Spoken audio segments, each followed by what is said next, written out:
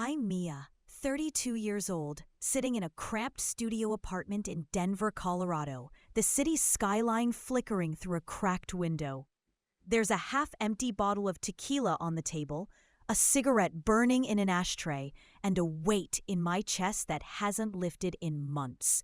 I'm telling you this story because it's been 6 months since my life imploded, and the things I did to get even still claw at me in the dark. This is about my husband, Lucas, who I loved for 10 years, and how his betrayal turned me into someone I never wanted to be. It's not just about cheating. It's about trust shattered, dreams burned, and a revenge so vicious it left scars on everyone it touched. This happened in 2025, in the buzzing tech hub of Denver, and it's as raw and brutal as it gets.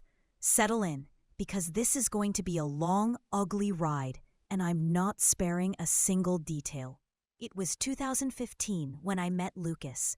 I was 22, a graphic designer fresh out of art school, freelancing for startups in Denver's Rhino district.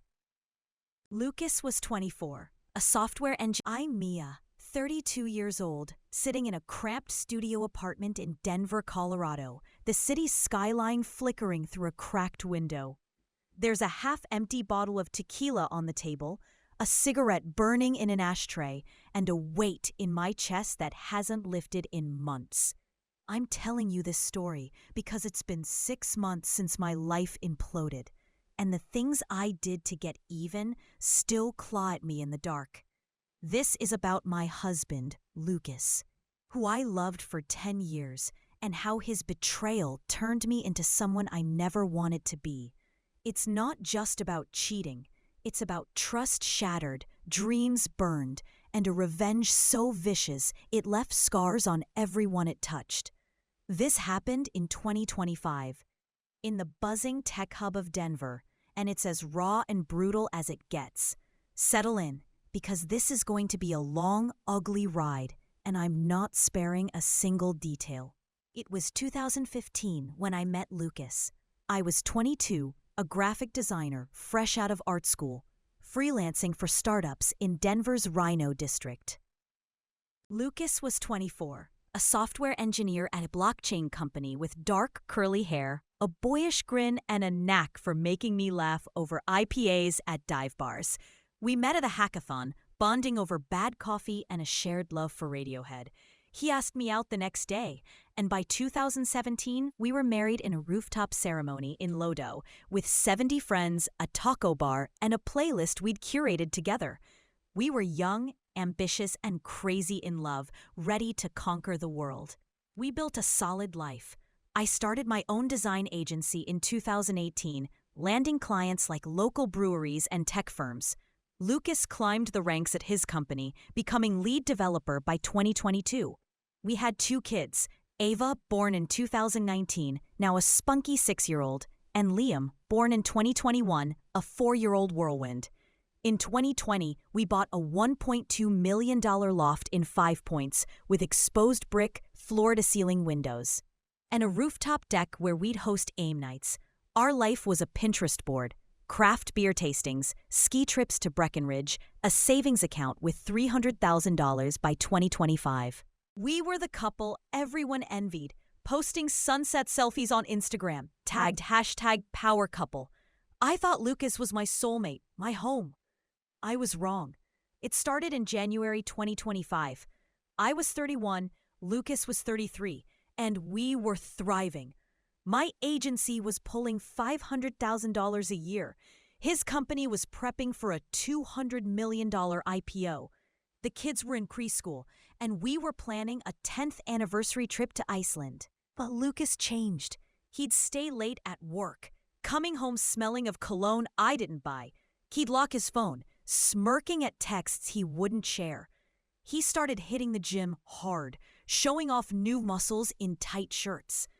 I'd catch him whispering on calls in the bathroom, his voice low and flirty. I tried to brush it off. Maybe he was stressed. Maybe he was planning a surprise. But my gut, the one that got me through art school critiques, screamed he was hiding something. On January 15th, 2025, I found out. Lucas left his phone on the kitchen counter while he showered. His passcode was Ava's birthday, 11/03/19, which hit like a punch. A text from Zoe popped up. "Miss you, babe. Loft tonight, 9 p.m." My hands shook as I unlocked it. There were thousands of messages. Flirty, filthy, heartbreaking. Zoe was Zoe Carter, a 28-year-old product manager at his company. All sharp cheekbones and yoga-toned confidence.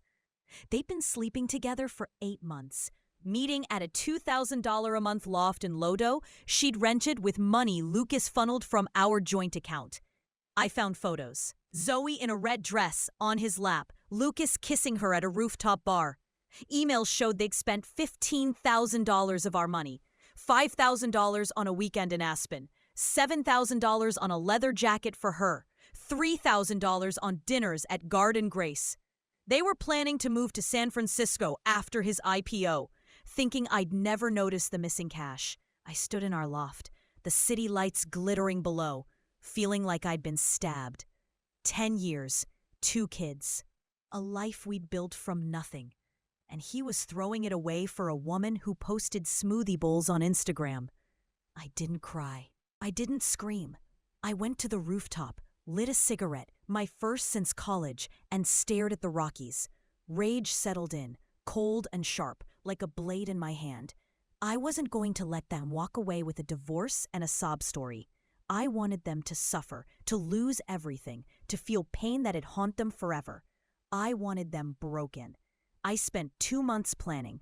No anonymous texts, no petty games. This was Denver. Tech money flowed, secrets hid in plain sight, and I knew how to play dirty. I'd worked with enough shady clients to know where to find people who'd bend the rules for a price. I wanted Zoe and Lucas to pay with their careers, their bodies, their futures.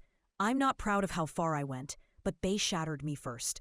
I hired a PI, a guy named Nate, who'd done work for a client's divorce case in 2022.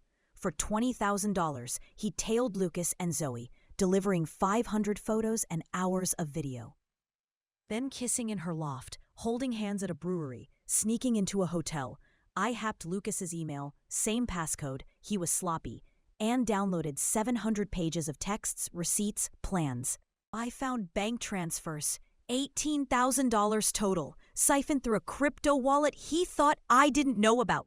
I also dug into Zoe. She wasn't just a product manager. She was skimming bonuses from her team, funneling cash to fake vendors. Nate got me proof. Screenshots of her emails, bank records showing $50,000 in dirty money. By March 2025, I had my plan. Zoe was the spark.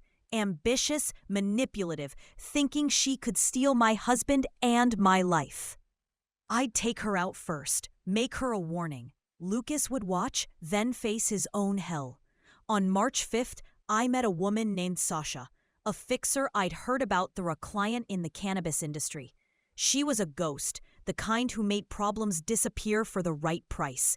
For $60,000, my entire freelance savings, she agreed to set up Zoe's fall.